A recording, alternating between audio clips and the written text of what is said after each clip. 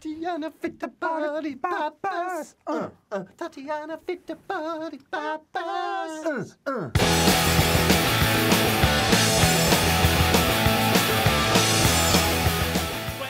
Welcome to the Rowdy.com Big Three Post-Texas Edition. I'm Buck Fever. He's Bassmasters. No, keep going, Buck, really. He's the editor.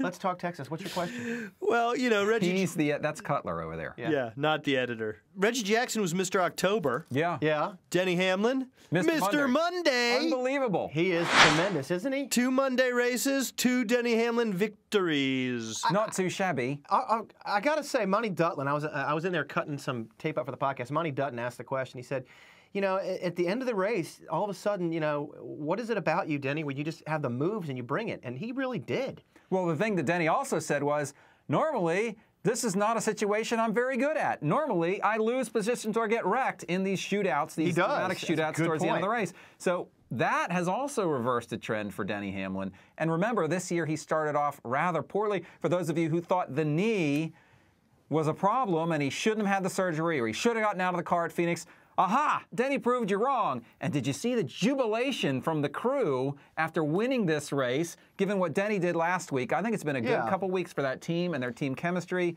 especially given how they started the year, which was not very good. I thought it was really interesting. Joe Gibbs said in the post-race press conference that, yeah, it was amazing that he stayed in the race last race and that it showed a lot of fortitude. And if Joe Gibbs says that's the way to go, by golly, it really is. And the only other thing is, I know you pointed out, Cutler, on the radio this morning, I heard you talking. You know, Denny has 2 race wins, so if he makes the chase, that's 20 bonus points already. The only guy with more is Jimmie Johnson. He's the Denny we thought he was. He is who he thought he was. And anytime you get a little Jordan Fish in Victory Lane on TV, that's not a bad thing either. Now, a couple of years ago, I remember I wrote a blog comparing Jimmie Johnson and Jeff Gordon to Roger Maris and Mickey Mantle. Now it seems maybe Donovan McNabb and Terrell Owens is a more apt comparison.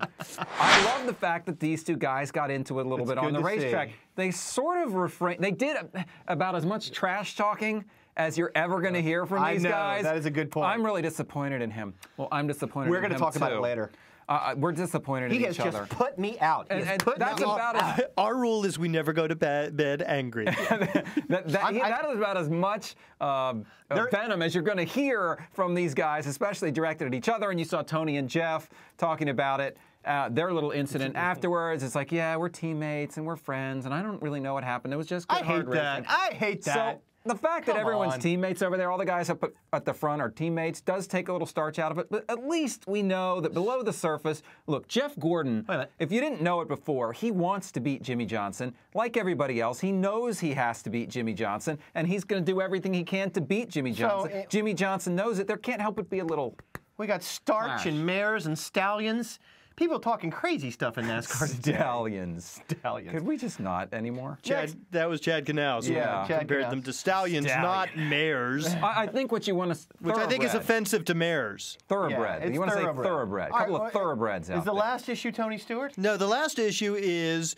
the spoiler. Did you see anything that suggests to you the effect the spoiler is having? Jeff Burton said, and on the reason you're saying maybe I believe Buck Fever is because of the words of wisdom that we got from Jeff Burton, which is no matter what happens in this race, we're going to attribute it to the spoiler. Good, bad, or indifferent. I thought what we saw at Texas, especially in the last 100 laps, was very, very good. We saw a lot of comers and goers during the race. You didn't have the feeling that the guy out front was just stuck out there. The aero push almost seemed to be not as bad, it was really, with the great spoiler. racing. We got to talk to the drivers. Now, I know some guys were trying to figure it out. You heard after the race Kyle Busch say, well, we thought we knew what we had worked with the wing, but it didn't really work with the spoiler. So you saw teams get out there, and I think there was a little confusion. We talked about it before the race. What adjustments do we make? So they'd come in, they'd make an adjustment, they'd go out, and they'd fall like precipitously back through the pack. So you saw teams trying to figure this spoiler out. But overall, I give it an A or an A+. I think it was tremendous racing, maybe better racing than that silly wing. And they did. They came and they went, and we don't totally know. They came, they saw, and they conquered. We don't totally know if if it was a spoiler. I believe it is. I'm going to wait a couple days and let the drivers come out and tell us exactly what they thought happened and what the case was. But man, what a This could have been a bad race. This could have been ugly. You know, the first time was an excellent race. on a 1.5 mile downforce track, you know, well, it could have been ugly, but it wasn't. It was great. I thought it was too. And it was interesting, Steve Letarte saying we gambled with sort of a wacky setup, and it seems to have paid off. Right. There's one other thing I got to talk about with this Jeff Gordon thing, and maybe we could talk about it on Rowdy.com and talk about it on the podcast outro today. But did you guys feel or not feel that this whole notion, and Steve Letarte voiced it after the race, hey, we've got this restart, we've got to pass everybody now, we've got to pass everybody now.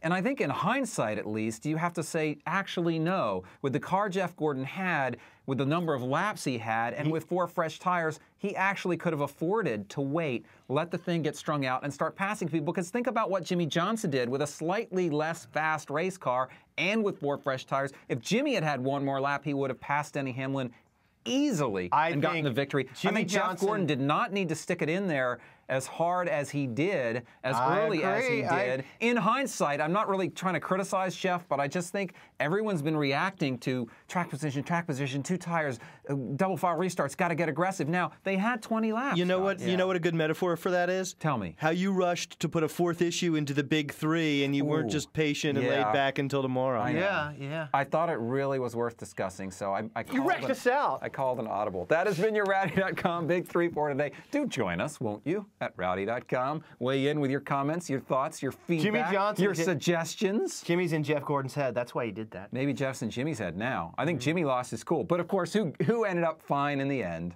Jimmie Johnson. Who ended up wrecked out? Jeff Gordon. I mean, you know. Bye. Bye. Rowdy.com. Say it like it is. Say what like it is? Rowdy.com.